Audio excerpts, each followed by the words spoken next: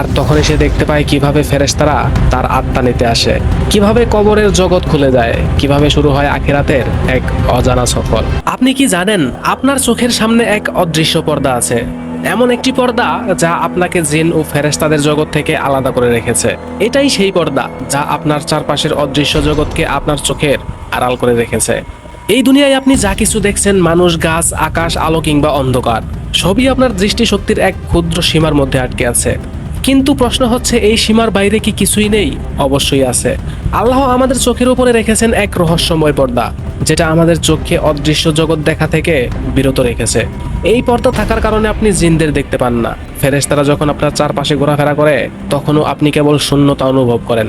কিন্তু তারা আছে, নিশ্চিতভাবে আছে। তবে আপনি জানলে অবাক হবেন, এই পর্দা মানুষের চোখে চিরকাল থাকে না। এটা সরিয়ে দেওয়া হয় ঠিক মৃত্যুর মুহূর্তে। যখন একজন মানুষ তার শেষ নিঃশ্বাস ত্যাগ করে, আল্লাহ তখন তার চোখের সামনে থেকে সেই পর্দা তুলে দেন। আর তখনই সে দেখতে পায় কিভাবে ফেরেশতারা তার আত্মা নিতে আসে, কিভাবে কবরের জগৎ খুলে যায়, কিভাবে শুরু হয় আখিরাতের এক অজানা সফর। মহান আল্লাহ তাআলা পবিত্র কোরআনে সূরা কাহাফের 22 নম্বর আয়াতে বলেন, আজ আমরা তোমার দৃষ্টির পর্দা সরিয়ে দিয়েছি, আজ তোমার দৃষ্টি প্রখর হয়ে গেছে। এটাই সেই মুহূর্ত যখন একজন মানুষ উপলব্ধি করে সারা জীবন যে জগৎটাকে সত্য ভেবে কাটিয়ে দিল তা ছিল কেবল এক ক্ষণস্থায়ী প্রতিচ্ছবি। আসল জগৎ তো এখন শুরু হলো। আপনি কি কখনো নিজেকে প্রশ্ন করেছেন, এই পৃথিবী ছাড়া আরো কি কি আছে যা আপনি দেখতে পান না? আপনার ঠিক পাশেই হয়তো এমন কিছু আছে যা আপনি দেখতে পাচ্ছেন না, শুধু সেই অদৃশ্য পর্দার কারণে।